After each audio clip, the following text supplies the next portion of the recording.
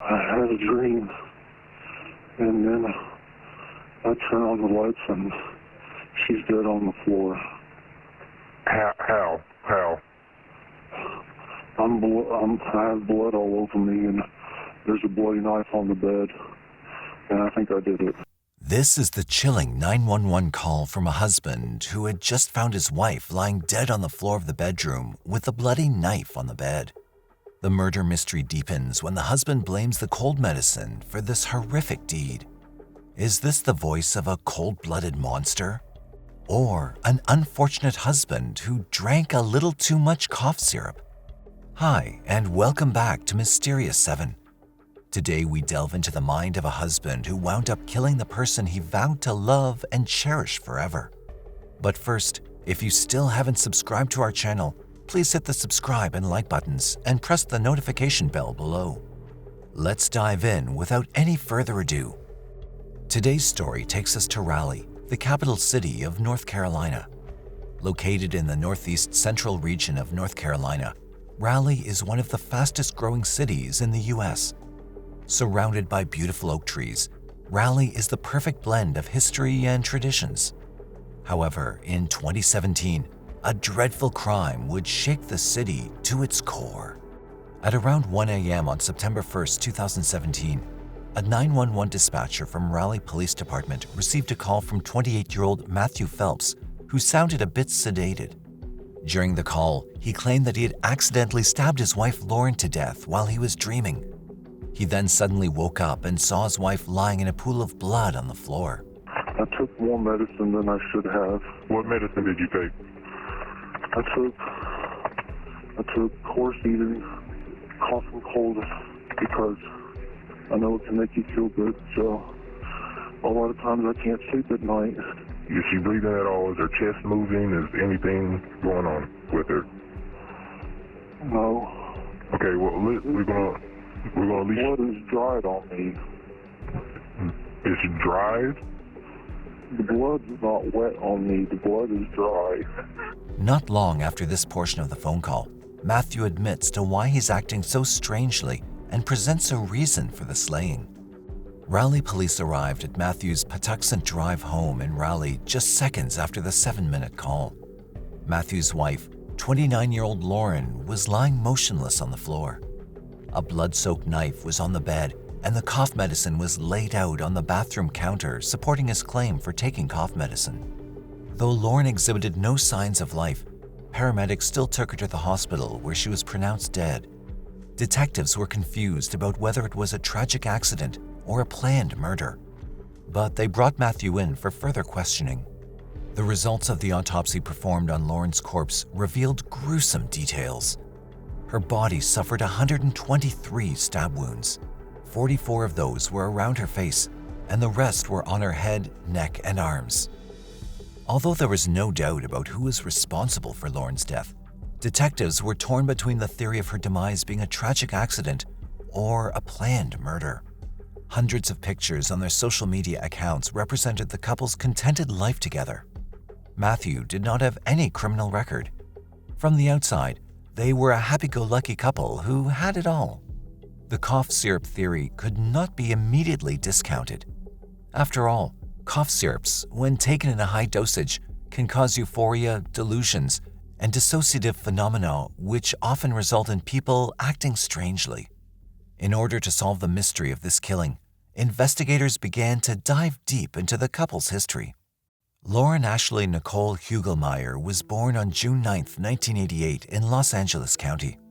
In a tight-knit and religious family, Lauren had a picture-perfect childhood along with her two siblings, older sister Beth and younger sister Brianna.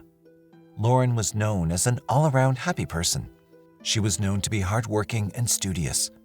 In 2007, Lauren graduated from Swain County High School in North Carolina. Afterward, she graduated college with a degree in Business Administration and Management in 2011 from Appalachian State University. After completing her studies, she worked as an auditor at Quintiles. She also started her own business selling Scentsy products. I have a pre-order list I can sell 5 of these starting today. So today until the 31st, I have a special offer for 5 people. If you want in on one of these. She was very passionate about Scentsy, and her Facebook page was filled with photos and videos about her side business, including trips she took with others who sell the Scentsy products. Aside from that, Lauren was also an active member of Hope Lutheran Church and worked as a Sunday school teacher as part of her work with the church's children's and youth ministries. In her mid-20s, Lauren reconnected with one of her old classmates from middle school, Matthew Phelps. The two lost touch in high school since Matthew transferred and Lauren's family eventually moved to Raleigh, North Carolina. While Lauren grew up in a loving home, Matthew had not been so fortunate. Matthew did not have any close bonds with his family. He was primarily raised by his grandparents because his parents neglected their responsibilities. His parents separated after his birth. While his biological father was entirely absent from his life, his mother was also rarely around. His mother remarried a few times, but Matthew never formed a father and son type bond with any of his stepfathers. His grandparents tried their best to provide him with love and care, but there was not enough to fill the vacant place in his heart. This dynamic may have been what caused him to start acting out from an early age. Whether his living conditions affected his mind or not, Matthew started hanging out with the wrong crowd and began abusing drugs and alcohol in his high school years. Matthew and his friends were known to have often consumed quercetin, the same medicine that he was now claiming to have taken before attacking his wife. High amounts of quercetin cause a high, which Matthew and his friends took advantage of. This addiction began to spiral out of control, and as a result, Matthew's grandparents were eventually forced to take Matthew out of public high school and put him in a private Christian academy to try to get his life back on the right track. This worked well for Matthew. He started getting better grades in school and eventually graduated. He then attended the Clear Creek Baptist Bible College in Pineville, Kentucky, and seemed to have significantly improved from his early high school years to eventually graduating college in 2011. It was Matthew who stumbled upon Lauren's photos and realized that they both knew each other. After hesitating for a bit, Matthew reached out to Lauren through Instagram. He liked every picture of Lauren that was ever posted. The two began catching up, and as such things often go, the texts soon transitioned to long, late-night phone calls. Before long, both Matthew and Lauren fell head over heels for each other. The two began a long-distance relationship since Matthew was still living in Kentucky at the time. Despite living hundreds of miles away from each other, the relationship between them began to progress very quickly. It did not take long before Matthew made the effort to visit Lauren in Raleigh. Eventually, he moved back to North Carolina to be with her. Being so close to her family, Lauren was excited to introduce Matthew to everyone. Most of her family welcomed Matthew with open arms, trusting Lauren's choices. They saw him as a kind and well-behaved man who genuinely cared for their daughter. Lauren's mother, Lori, thought him to be the perfect fit for her daughter. However, Lauren's father, Dale, was skeptical about the relationship. Perhaps it was just a father's protectiveness for his daughter, or maybe a gut feeling. But as far as Dale was concerned, Matthew was moving way too fast and possibly hiding secrets from Lauren. Yet he could not put his finger on what exactly it was about Matthew that gave him that uneasiness. He decided to set his feelings aside because his daughter seemed so happy. In time, Matthew became part of the family. Dale's suspicions were finally taking shape when Matthew dropped a bombshell at the dinner table during a visit to Lauren's parents' house for a game night. He confessed to having a failed marriage prior to dating Lauren, but refused to share any other details. This raised questions about his integrity and intention, as not only had he already been divorced at such a young age, but also he hid the fact for months into his new relationship. And more than words, it was his body language that looked sketchy to Lauren's family. Nevertheless, Lauren loved him with all her heart and didn't seem to mind any of his actions, so the family offered their support when they progressed to the next step in their relationship. The couple finally got engaged in 2015. The engagement party was remembered as one of a kind by her family and friends. Matthew's mother, whom the family described as problematic, did not really like Lauren. She even went to the point of purposefully wearing a white dress to the wedding to make her feelings known. However, the event went off without a hitch, and the couple tied the knot the following year. The pair incorporated the Star Wars theme in their wedding since they were both huge fans of the franchise. Both Lauren and Matthew seemed to be on top of the world as they started their new journey together. For Lauren, married life was a dream come true. She had her own house, a job that she put all of her efforts into, and a husband who always knew how to make her smile. However, the dream marriage soon began to transform into an ugly reality as Matthew began to show his true colors just a few months into their marriage. Matthew was having a hard time finding jobs, and when he did find a job, he'd soon leave the job with little to no explanation. In addition to that, he idly spent most of his time playing video games while Lauren had to work multiple jobs to run the household.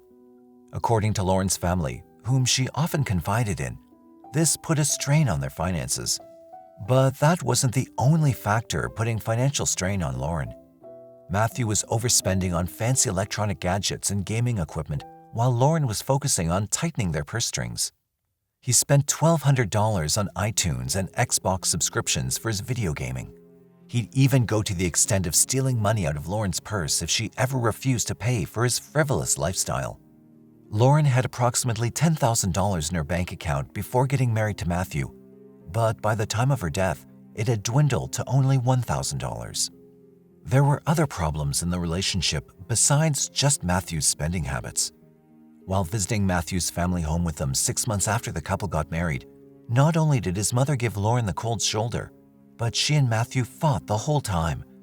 She felt like an outcast in their home. Naturally, the reasons behind most of the fights were in regard to Matthew's money-spending habits, which prevented them from pursuing things they wanted to do together. As mentioned earlier, the couple was a big fan of Star Wars, and they were trying to save money for a trip to Disney World. However, Matthew would spend whatever little was saved on his own selfish habits, never allowing the couple to get ahead. Additionally, Lauren was suspicious that Matthew had had an extramarital affair with their neighbor, whom Matthew regularly spent time with. There was an instance when Lauren was on the phone with her elder sister Beth while cooking dinner for Matthew. After coming back from work, he went out to hang out with the neighbor and left a text for Lauren stating that he was having way too much fun with the neighbor and that Lauren should have dinner without him. Although Matthew spent a lot of time with their neighbor, he was extremely possessive of Lauren. There were multiple fights regarding a man at their church who, Matthew thought, was hitting on Lauren. Matthew distrusted Lauren, which caused even more distance between them. Matthew justified his insecurities by recounting the story of how his ex-wife left him after meeting another man on a missionary trip. For obvious reasons, his justifications would not solve anything, as their relationship was on a downward spiral. Lauren had opened up to loved ones on multiple occasions about her desire to leave her controlling husband less than a year into their marriage.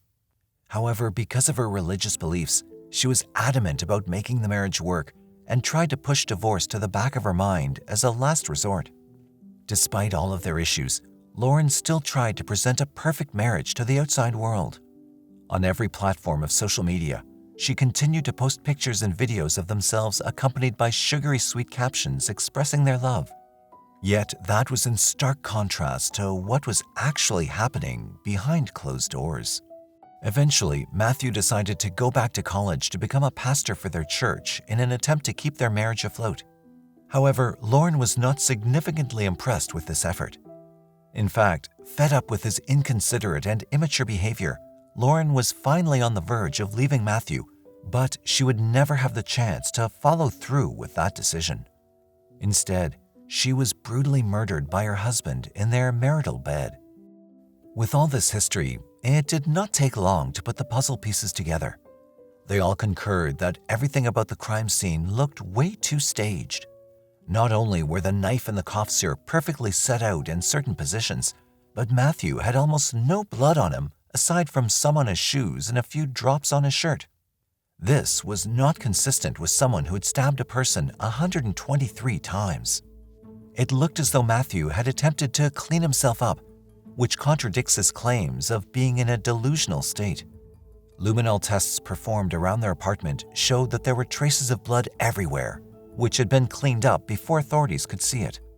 Investigators now recalled how Matthew would show no emotions when they arrived at the crime scene. Subsequently, Bayer, the maker of Coricidin, released a statement saying that there was no evidence to suggest that quercetin is associated with violent behavior. Additionally, a medical report suggested that, at the time of the murder, his body contained a very low amount of the drug, and it was unlikely to have impacted his reasoning at all. However, Matthew opted to stick to his alibi about the cough syrup and did not change his story. So, investigators started digging deeper for more evidence. Upon delving further into Matthew's motives, the investigators found a journal where he wrote about all the troubles he was having with Lauren. He went on and on about his low esteem and insecurities in his relationship with Lauren. Despite Lauren's best efforts, Matthew never felt he fit in well with her family. The neighbor with whom Lauren had suspected Matthew of having an affair with told police that they were just friends and bonded over their struggles with anxiety and depression. She also shared that as they continued spending time together, Matthew began talking about more morbid subjects such as suicide and death. Perhaps he intended to get his hands on the licensed and concealed gun he knew she had in her home. Additionally, after gaining access to his phone, investigators discovered his concerning search history.